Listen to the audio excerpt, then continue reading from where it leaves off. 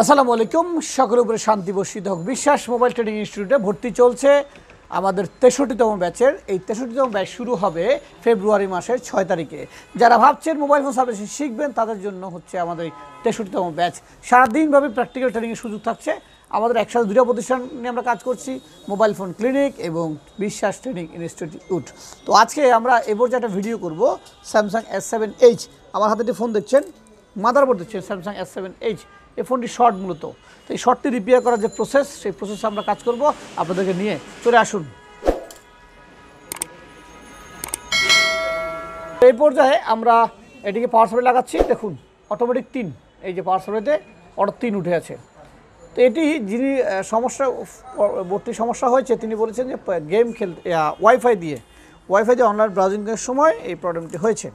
আমরা এটা সহজ একটা সলিউশন বের করেছি, খুব কঠিন করে লাভ নাই। আপনারা জানেন যে বিশ্বাস মোবাইল ট্রেনিং ইনস্টিটিউট থেকে যেহেতু আমরা বেসিক লেভেল এবং আইসি লেভেল ট্রেনিং করাই, আমরা আসলে বেশি ডিপ স্টাডিতে যাই না। খুব সহজে যাদের তারা কাজ করতে পারে সেই কাজগুলি আমরা দেখাই আসলে। কেমন? কারণ নতুন অবস্থায় যারা কাজ করে তারা অনেকে এইভাবে ডিপভাবে যেতে পারে না আসলে। ওকে, তো আমরা যেহেতু ওয়াইফাই থেকে প্রবলেমগুলো হয়েছে বলছে, আর এই ধরনের শর্টগুলো হলো অনেক ওয়াইফাই থেকে প্রবলেম হয়। আমরা এই পর্যায়ে একটা কয়েল আছে, এখানে কয়েলের এই মাথাটা মাপবো। দেখুন এটি কয়েলটা ওভার রেটিং দেখাচ্ছে। হ্যাঁ, এই প্যাচটা গ্রাউন্ড, এটা দেখাচ্ছে কয়েলের মতো, কিন্তু আসলে এটি হ্যাঁ এটি কয়েল, ঠিক আছে। দেখুন ওভার রেটিং দেখাচ্ছে, ওকে 5, অ্যারাউন্ড 5-এর মতো ওভার রেটিং দেখাচ্ছে। এমন অবস্থায় আমরা পাওয়ার সাপ্লাইটাকে 4.0 ভোল্ট রেখে এখানে স্পার্ক করবো। স্পার্ক করার পরেই আমরা আমাদের কাঙ্ক্ষিত শর্টটা পেয়ে যাব।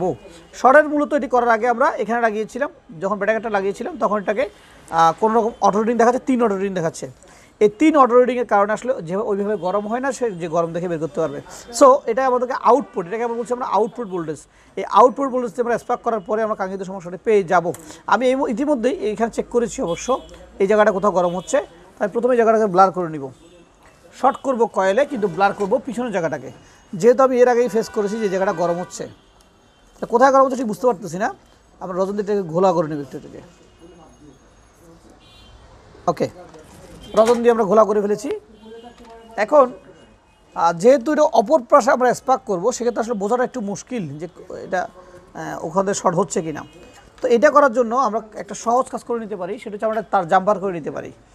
অপেক্ষা করুন তার জাম্পার করা পর্যন্ত। এলটিতে আমরা তারটি সংযোগ করে নিচ্ছি, যাতে করে আমরা এই পাশে আমাদের তাকাতে না হয়, যেহেতু প্রবলেমটা ওই পাশে। আমরা মনে করছি যে শর্টটা ওই পাশে আসে। আসলে এই ধরনের আউটপুট শর্টগুলো আসলে হুট করে বের করা যায় না। অনেকে আসলে যদি বলেন যে আমরা মুখস্থ এটা সেটা করে ফেলি, এটা করতে একটা অভিজ্ঞতার প্রয়োজন আছে আসলে। তো আপনার যদি আগ থেকে অভিজ্ঞতা না থাকে, সেক্ষেত্রে আপনার জন্য কাজটা কষ্টকর হবে। তবে আমরা যে প্রসেসটি দেখাই, সেই প্রসেসটিতে আমাদের স্টুডেন্টরা অন অ্যাভারেজ করে ফেলতে পারে। আমাদের সমস্ত ভিডিওগুলো আমাদের স্টুডেন্টদের জন্য। তারা যদি মনে করে ভিডিওগুলো তাদের কন্টিনিউ দেখা দরকার বা দেখবে, সেক্ষেত্রে তারা আমাদের চ্যানেলটাকে সাবস্ক্রাইব করে রাখতে পারেন। তো এ পর্যায়ে আমরা এটাকে স্পার্ক করবো। স্পার্ক করার আগে দেখবো যে পাওয়ার সাপ্লাইতে কত ভোল্টেজ আছে। হ্যাঁ, 4.0 ভোল্টেজ করা আছে, ঠিক আছে। তো এই অবস্থায় আমরা একটু এদিকে নিয়ে আসবো ক্যামেরাটা, আবার লাগাবো। যদি টিভিতে দেখতে সুবিধা হইতো, টিভিতে আমাদের সিসি ক্যামেরা লাগানো নাই। জাস্ট এই জায়গাটা ফোকাস করলে হবে। একটু জুম করে জায়গাটা ফোকাস করে একটু কাছে আনো। দেখাচ্ছে জায়গাটা? হ্যাঁ, ওকে, জায়গাটা দেখাচ্ছে। এই জায়গাটা ভালো করে দেখা যাচ্ছে কিনা? ওকে, আমি এখন লাগাচ্ছি।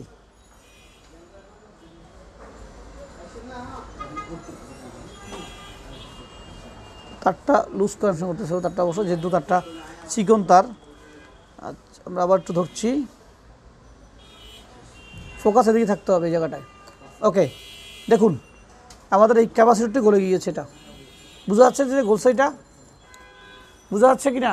হ্যাঁ, এই ক্যাপাসিটরটা গলে গেছে এখান থেকে আমাদের। ওকে, তা আমরা মনে করছি এই ক্যাপাসিটরটা ফল্টি।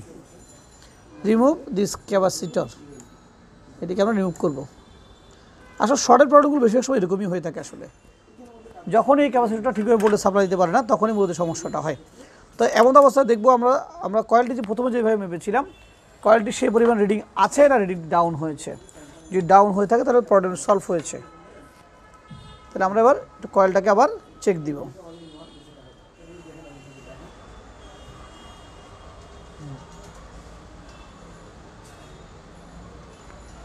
কয়েলটিতে চেক দিচ্ছি আমরা, যদি রিডিং ডাউনে দেখাচ্ছে, একটু আমরা পাওয়ার সাপ্লাইতে চেক করবো। এটা হয়ে গেলে তো ভালো, যদি হয়ে না যায় তাহলে পরবর্তী অন্য স্টেপে যাব। ধরলাম, আমরা পজিটিভে দিলাম।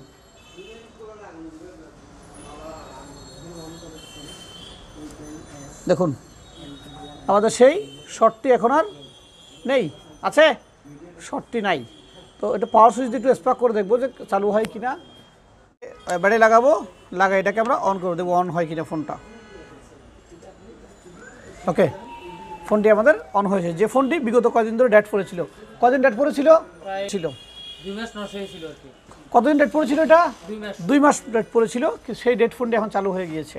আসলে কাজ করতে হলে আপনাকে কাজের ট্রিক জানতে হবে। কাজটি ছিল 5 মিনিটের, আপনি যদি আইডেন্টিফাই করতে না পারেন কাজ করবেন কীভাবে? আসলে আইডেন্টিফাই করতে হবে। আর যদি মনে করেন যে না আপনার 1 মাস ট্রেনিং 2 মাস ট্রেনিং করে আপনি বড় এক্সপার্ট হয়ে যাবেন না, তাহলে ভুল কথা। তবে এই 2 মাস বা 1 মাস ট্রেনিং করে আপনার জীবনটা শুরু করতে পারবেন। জীবনটা শুরু করা গুরুত্বপূর্ণ। আমাকে আমার শিক্ষক বলেছিলেন যে বাবা, যা নাই তা দিয়ে কখনো জীবন শুরু করা যায় না, যা আছে তা দিয়ে জীবন শুরু করতে হয়। সো আপনার সামনে যে সুযোগটা আছে সেটা দিয়ে আপনাকে জীবনটা শুরু করতে হবে। ভর্তি চলছে আমাদের 63তম ব্যাচে। এই 63তম ব্যাচ পর্যন্ত পার করে আসছে আমাদের অনেক সময় লেগেছে। আমরা দায়িত্বের সাথে কাজ করছি, আশা করছি আপনার জন্য ভালো কিছু থাকছে। ভালো থাকবেন, সুস্থ থাকবেন। আরও একবার দেখা হবে। আসসালামু আলাইকুম।